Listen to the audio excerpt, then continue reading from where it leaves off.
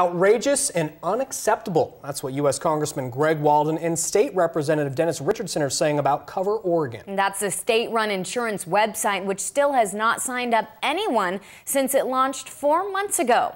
The federal government gave the state more than $300 million in grants for the site, and tonight the two Republicans are calling for a federal investigation. NBC 5's Kyle Averman was at their press conference this morning. He joins us live in studio with the very latest. Kyle. Yeah, Craig and Natalie, Oregon was actually one of the first states to receive federal funding to create an online insurance exchange, but the Cover Oregon website still has yet to successfully enroll one single person in health care coverage.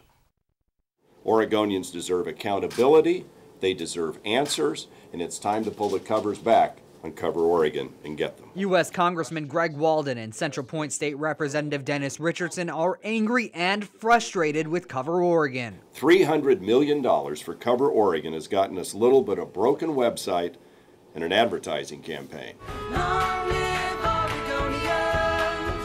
Fed up, the two Republicans called for a federal investigation into the website's troubles at a press conference Thursday. I and other top leaders of the House Energy and Commerce Committee have requested that the Government Accountability Office open a federal investigation into the failures of Cover Oregon. One of the key issues they want the nonpartisan GAO to look into is why the exchange hasn't enrolled a single person with health insurance since its launch last October, nearly 4 months ago. They don't have foundational documents, they don't have proper expertise, they don't have the leadership, they don't have the processes in plan to make it successful. State Representative Richardson, who is also running for governor, says he had reservations with Oregon's Health Authority's request for federal grants from the beginning. I said that at first that we could not accept that because the experience that the state of Oregon has had in running IT projects has been one failure after another. He said he was later convinced the state would do better, but months after the state accepted the funds, Richardson says red flags started popping up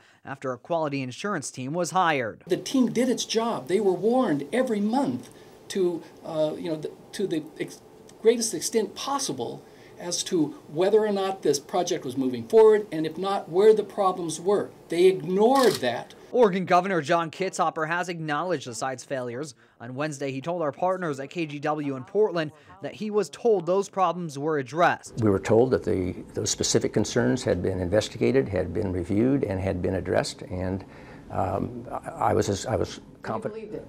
I did believe it. I had no reason not to believe it. And obviously we were not getting good information. I think a lot of people were not getting good information.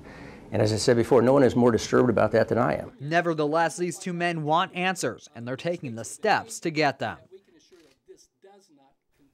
Now, 5,000 Oregonians have already signed a petition supporting a federal investigation by the GOA. It's unclear how long that investigation will take and if the GAO will actually look into it. Live in the studio, Kyle Averman, NBC 5 News.